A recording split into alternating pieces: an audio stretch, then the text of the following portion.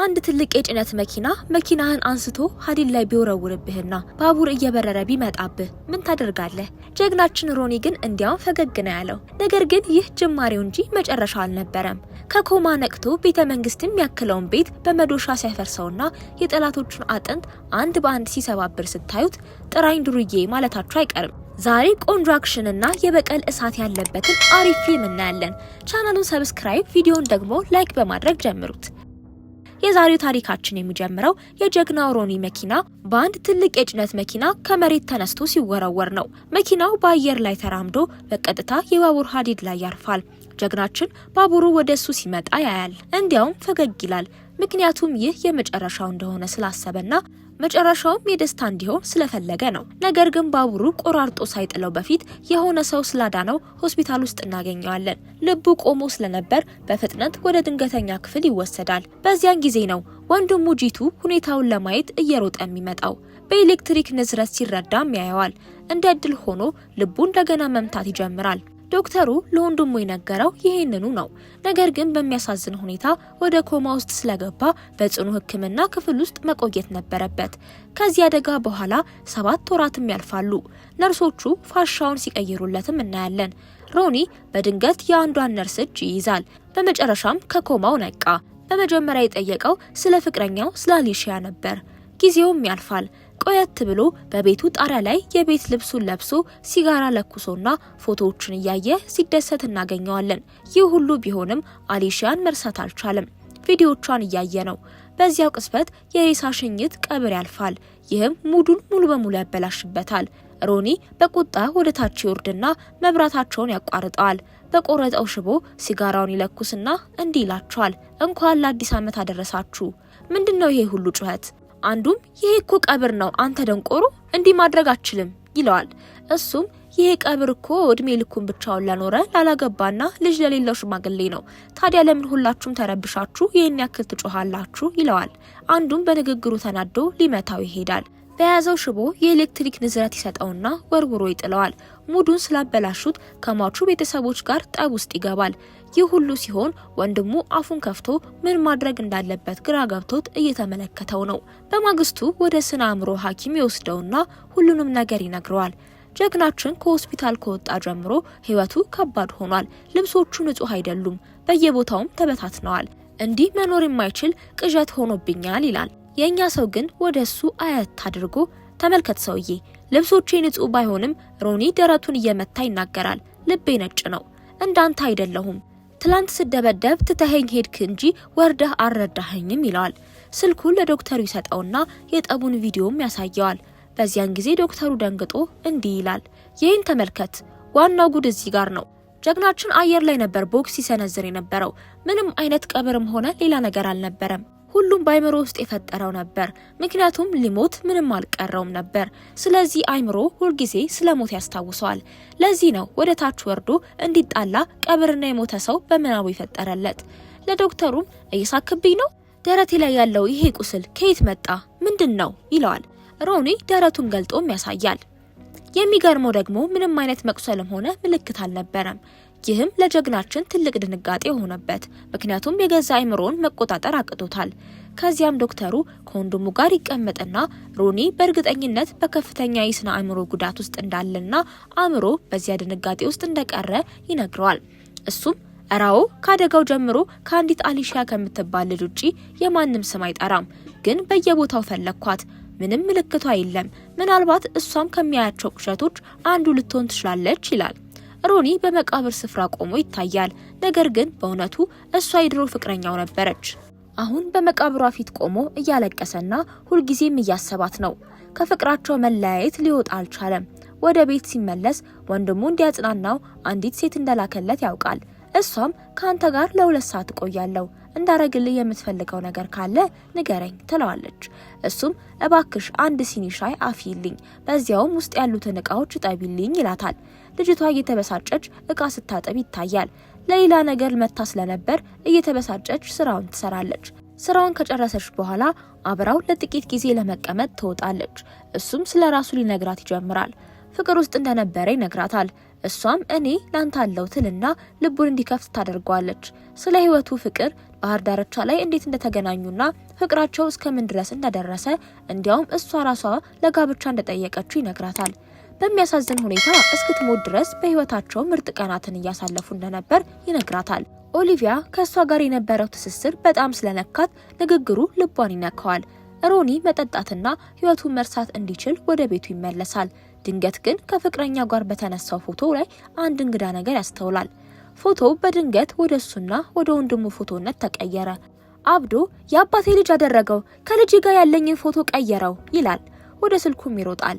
የአሊሺያ ፎቶዎችና ቪዲዮዎች መጥፋታቸውንም ያያል። ይበልጥ አብዶ ወንድሙ ያለበትን ቦታ ይከታተላል። እሷን የሚያስታውሱ ነገሮችን በሙሉ በማጥፋት እንድትረሳው ስላደረገው ሊጋፈጠው ይሄዳል። በዚያን ጊዜ ወንድሙ የጎረቤታቸውን መኪና እየጠገነ ነበር። ሮኒም ዘልቆ ይገባና ይጣላዋል። ያቺም ሴት እብድ ሰው ወንድምን አትምታው ትለዋለች። ሮኒ በድንጋጤ ደርቆ ይቆማል። ያ ቃል በከፍተኛ ሁኔታ ይነካዋል። ወንድሙ ወደ ቤት ባይወስደው ኖሮ በዚያው ሊዘረርባት ምንም አልቀረውም ነበር።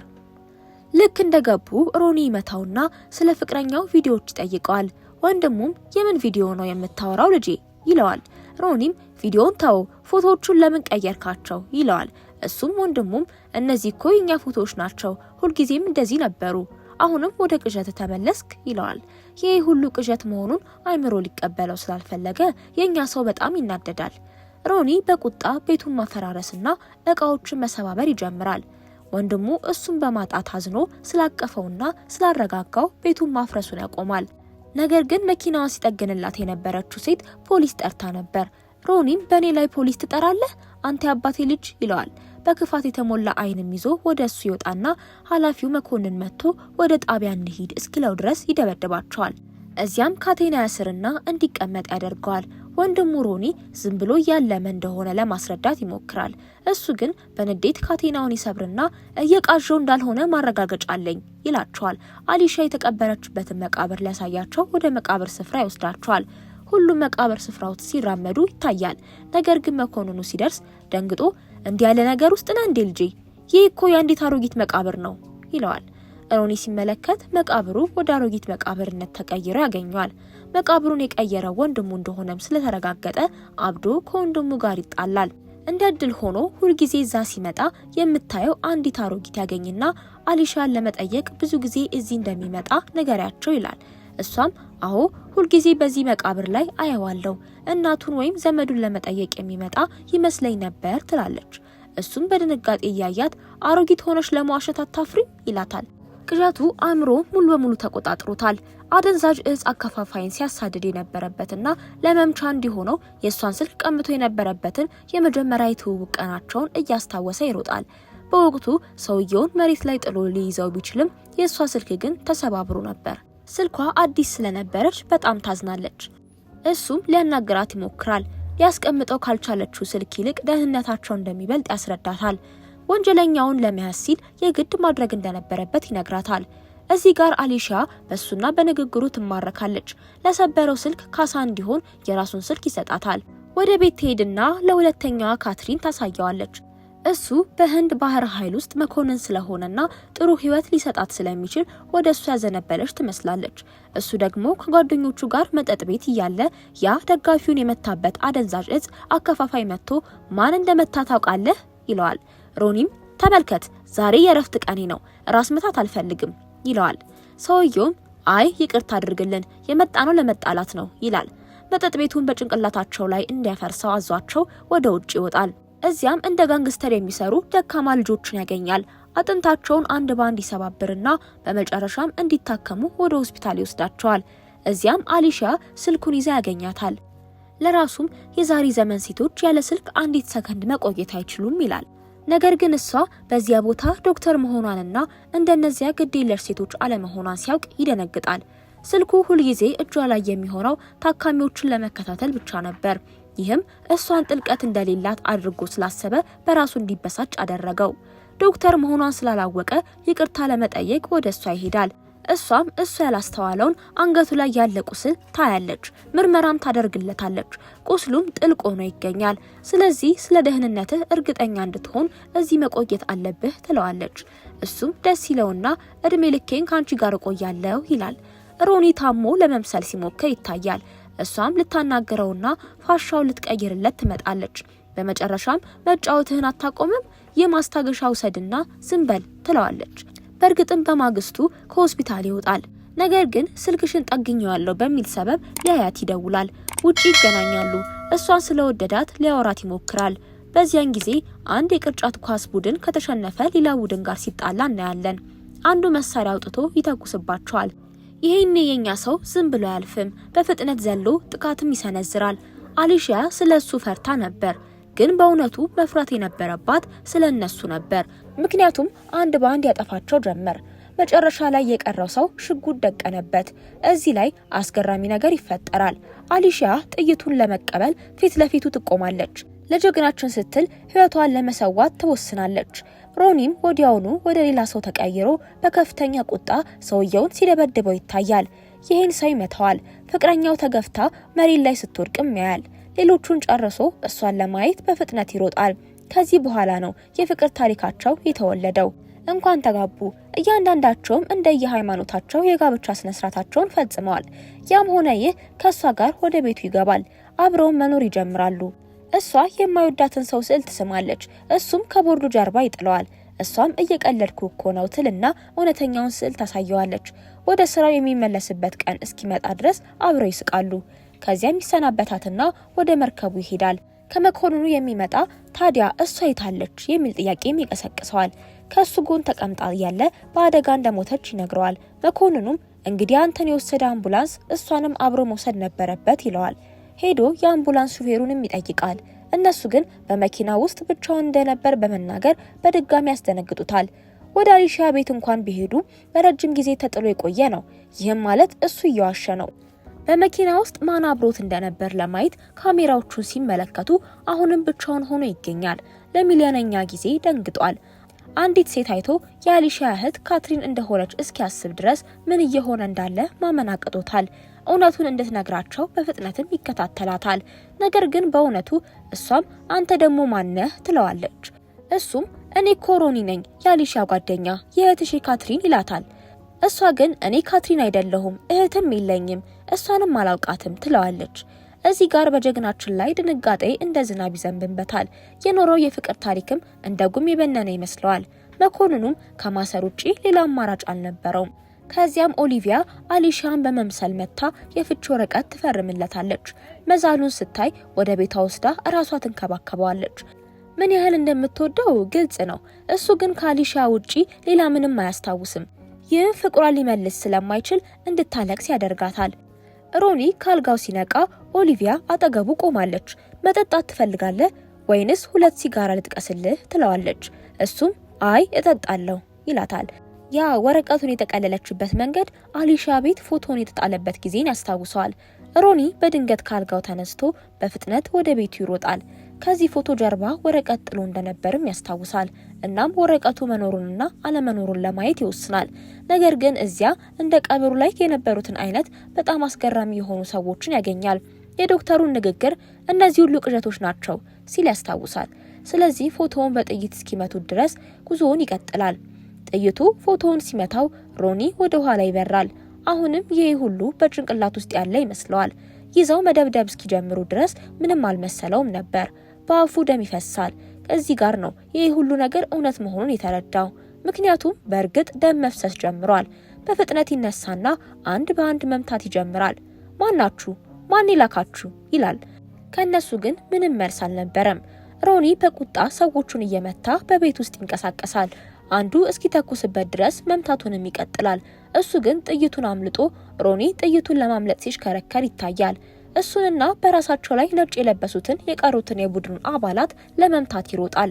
በጭንቅላት ውስጥ የሚመላለሰው እነዚህ እነማን ናቸው? ከኔስ ምን ይፈልጋሉ? የሚል ብቻ ነበር። መልስ ሲያጣ እንደ እብድ ይሆንባቸዋል። በከፍተኛ ችሎታውም ይገድላቸዋል። ይህም የቀሩትን እንዲሸሹ አደረጋቸው። እየሸሹም አንድ ክፍል ውስጥ ገብተው ይቆለፋሉ። እሱ ግን በሩን ከፍቶ ይገባና የሁሉንም ጭንቅላት አንድ ባንድ ይፈልጠዋል። በመዶሻም አጥንቶቻቸውን ይሰባብራል። መዶሻውም ግድግዳውን መጥቶ የተወሰነውን ክፍል ይሰብረዋል። ሁሉንም ከጨረሰ በኋላ ምን እየሆነበት እንደሆነ ሳይረዳው ወደ ሰማይ ይመለከታል። አይኑ ግድግዳው በተሰበረው ቦታ ላይ ሲያርፍ ከጀርባው ፎቶ ያገኛል። ግድግዳውን ሰብሮ ከፍቅረኛው ጋር ያለውን ፎቶ ሲያይ ይሄ ወደ ህይወት የሚመልሰው ተስፋው ነው። ግን አሁንም ሊቀበለው አልቻለም። እየመሰለኝ ነው ወይስ ይሄ ፎቶ እውነት ነው ይላል። ከመታቸው ሰዎች መካከል በህይወት ያለ ሰው ለማግኘት ይሮጣል። በእርግጥም አንድ ሰው ያገኛል። ይይዘውና በፎቶ ፊት ለፊት ቆሞ ምን ይታይሃል ይለዋል።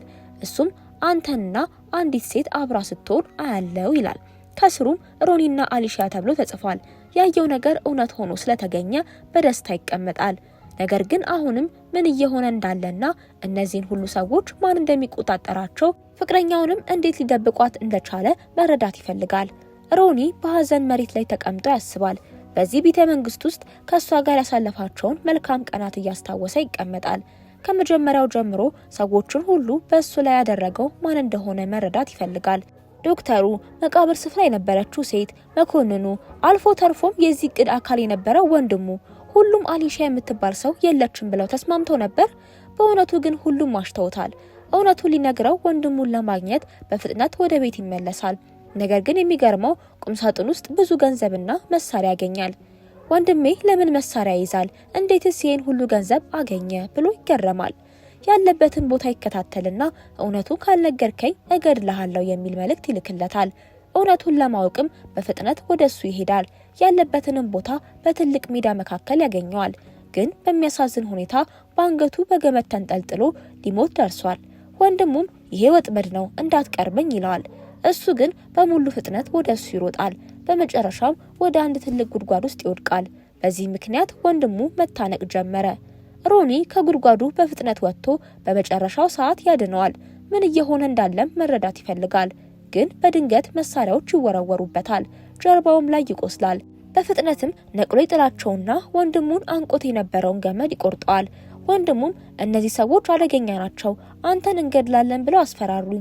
ለዚህ ነው እንድትኖር ስል ላንተና ላሊሺያ የዋሸሁት ይለዋል። ንግግሩን ሳይጨርስ ይጎተታል። ጀግናችንን ለማጥቃት ሰዎች ብቅ ይላሉ።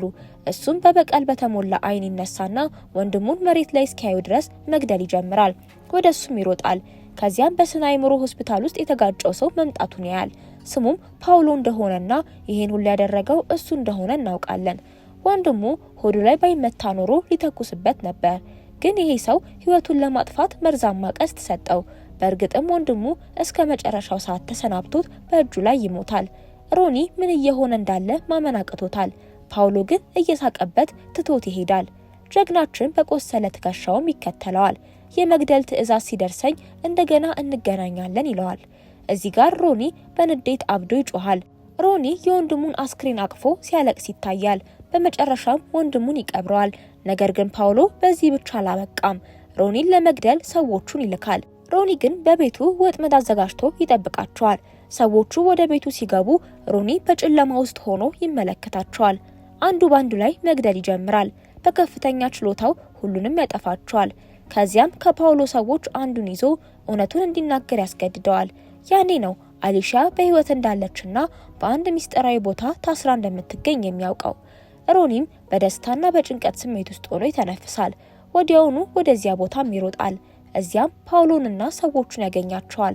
ፓውሎም መተህ ልትወስዳት ትችላለህ፣ ነገር ግን መጀመሪያ እኔም ማሸነፍ አለብህ ይለዋል። ሮኒና ፓውሎ እርስ በርስ እየተያዩ ለውጊያ ይዘጋጃሉ። ከፍተኛ የሆነ ፍልሚያም ይጀምራሉ። ፓውሎ በጣም ጠንካራ ነው። ነገር ግን ሮኒ ለፍቅረኛውና ለወንድሙ በቀል ሲል ከወትሮ በላይ ጠንክሯል። በመጨረሻም ሮኒ ፓውሎን መሬት ላይ ጥሎት በኃይል መምታት ይጀምራል። ፓውሎን ካሸነፈው በኋላ አሊሺያ ወደ ታሰረችበት ክፍል ይሮጣል። በሩን ሰብሮ ሲገባ አሊሺያን በሰንሰለት ታስራ ያገኛታል። ሮኒ የአሊሺያን ሰንሰለቶች በፍጥነት ይሰብራል።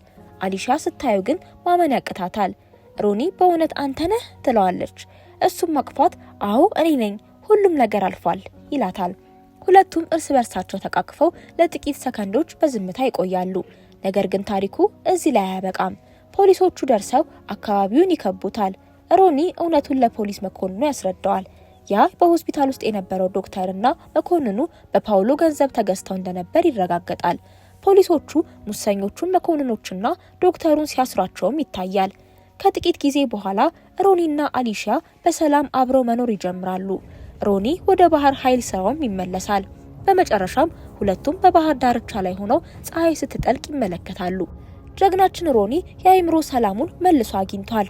ምንም እንኳን ወንድሙን ቢያጣም አሊሺያ ከጎኑ በመሆኗ ህይወቱ እንደገና ትርጉም ሰጥቶታል። በዚህም የዛሬው ቪዲዮአችን ያበቃል። ይህን ታሪክ ከወደዳችሁት ላይክ ማድረጋችሁንና ለቻናሉ አዲስ ከሆናችሁም ደግሞ ሰብስክራይብ ማድረጋችሁን እንዳትረሱ። በሚቀጥለው ቪዲዮ እስከምንገናኝ ሰላም ቆዩን።